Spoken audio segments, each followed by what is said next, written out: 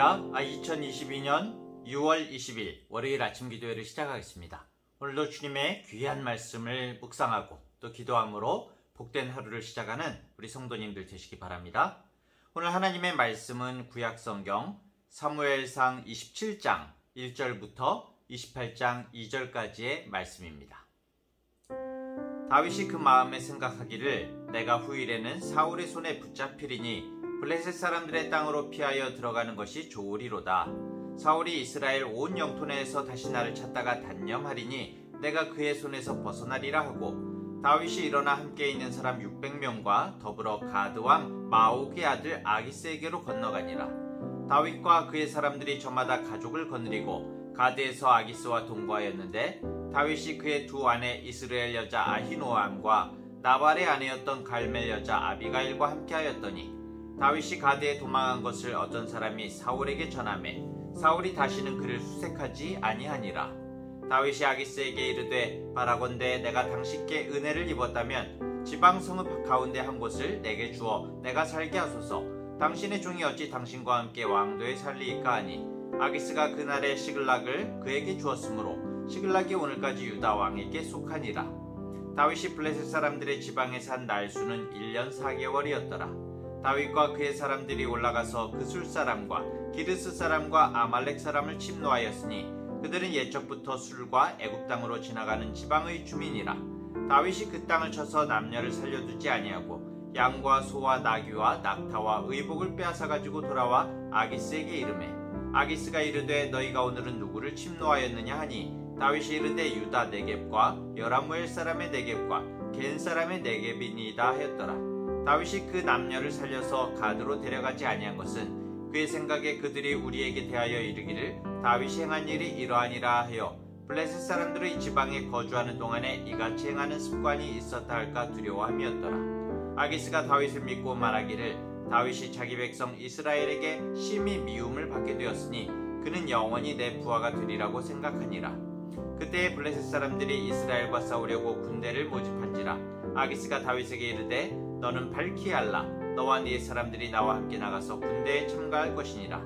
다윗이 아기스에게 이르되 그러면 당신의 종이 행할 바를 아시리이다 하니, 아기스가 다윗에게 이르되 그러면 내가 너를 영원히 내 머리 지키는 자를 삼으리라 하니라. 아멘. 정치 사회 지도자들 가운데에는 적의 박해를 피해서 다른 나라로 망명을 하는 사람들이 있습니다. 우리나라도 일제치하에 있을 때 독립운동가들이 중국 상해에 임시 망명 정부를 두기도 했었죠. 오늘 말씀은 다윗이 사울을 피해서 블레셋 땅으로 망명 생활을 하는 이야기가 나오고 있습니다. 사실 전에도 블레셋 가드 땅으로 한번 넘어갔다가 죽을 뻔한 적이 있었죠. 하지만 다윗은 여러 가지로 인간적인 고민에 빠진 것 같습니다.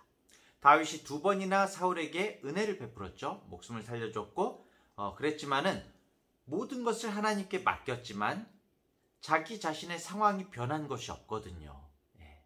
다윗은 결국 사울에게 다시 잡혀 죽지 않을까, 그리고 자신을 의탁하고 있는 군사들에게도 떳떳치가 않은 거예요. 군사들에게 아무것도 마련해 주지 못하고 있는 자신의 모습 속에서 인간적인 갈등을 느끼게 됩니다. 결국 다윗은 유다 땅에 있는 것보다 적진인 블레셋 땅으로 들어가서 인정받는 것이 훨씬 더 낫겠다, 안전하겠다, 그렇게 생각을 하게 되는 것이죠. 하지만 사실 이것은 하나님의 뜻이 아니었습니다. 하나님께서는 다윗이 유다 땅에 계속 머물러야 한다고 말씀하셨거든요. 갓이라는 선지자를 통해서 하나님께서는 다윗에게 유다 땅을 떠나지 말라고 말씀하셨습니다. 다윗이 사울왕을 피해서 유대 땅 광야에서 도망 생활을 하는 것이 아무리 힘들지라도 블레셋이나 다른 땅으로는 넘어가지 말라고 하셨던 거죠. 분명히 하나님께서 반드시 다윗을 지켜주신다고 약속하셨거든요. 이스라엘의 왕으로 반드시 삼을 거라고 말씀하셨거든요. 그런데 다윗의 마음도 이런 여러 어려움 속에서 계속 흔들리고 있었던 것이죠. 1절을 보면 다윗이 그 마음에 생각하기를 이라고 이렇게 말씀하고 있습니다. 바로 이것이 잘못된 판단의 시작인 것이죠.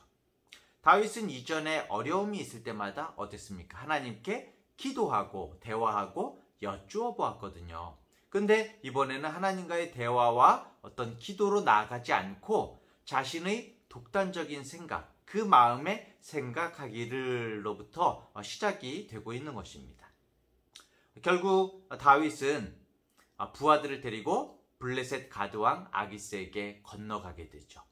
그리고 다윗이 블레셋 가드왕 아기스 밑으로 들어갔다는 소식이 사울에게 전해지자 사울이 다시는 다윗을 수색하지 않았다고 말씀하고 있습니다. 다윗이 원하던 대로 된 거죠. 하지만 과연 이것이 다윗에게 온전한 방법이었을까요?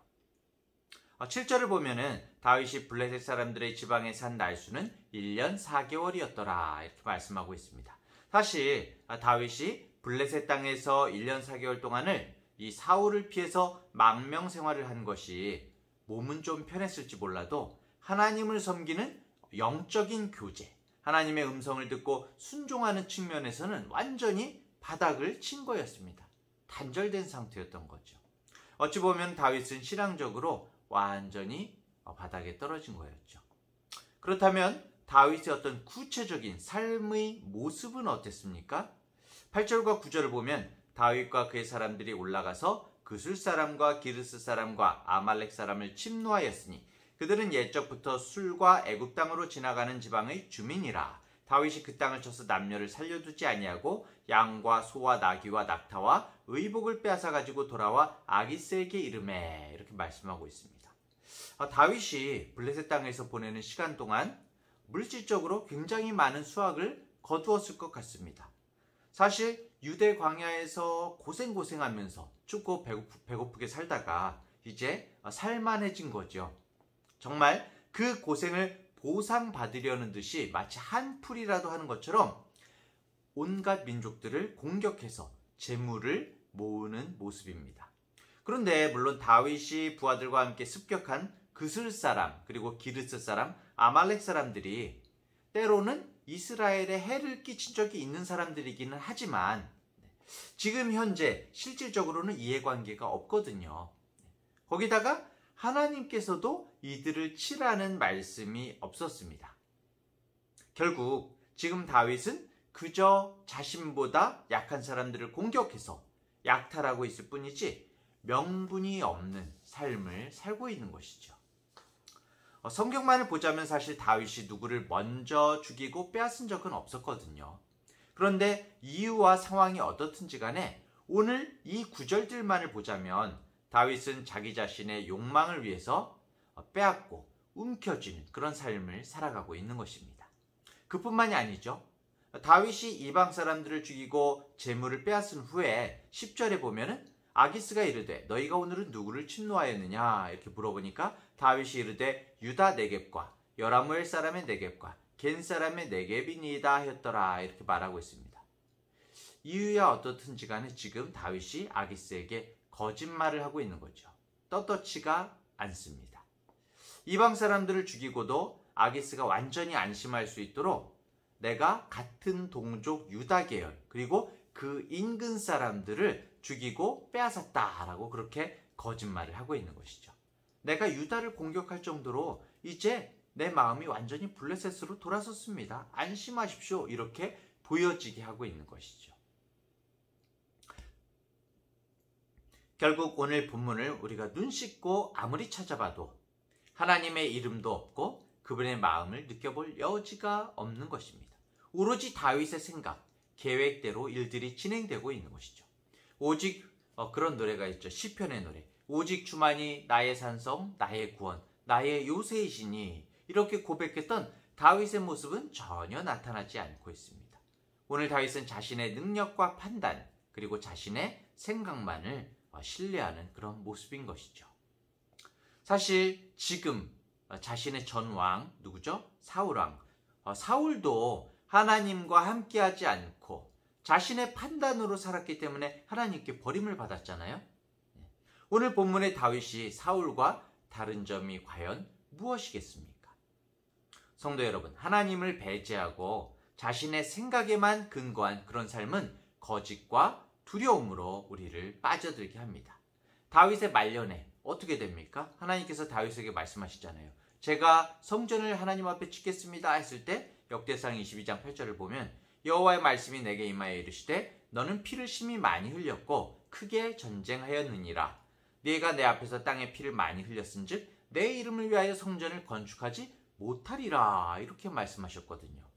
하나님께서 다윗을 통한 성전 봉헌을 받지 못하실 정도로 다윗은 사실 무고한 피를 많이 흘렸던 것입니다. 하나님을 의지하지 않는 삶이 당장에 어떤 어려움은 넘어갈지 모르지만 하나님 앞에서 후회와 안타까움이 남는 그런 삶이 되어버리고 마는 것이죠. 사랑하는 대학교의 성도 여러분, 우리도 수많은 경우 하나님의 마음을 아랑곳하지 않고 나의 이성과 상식으로만 살아갈 때가 얼마나 많이 있습니까?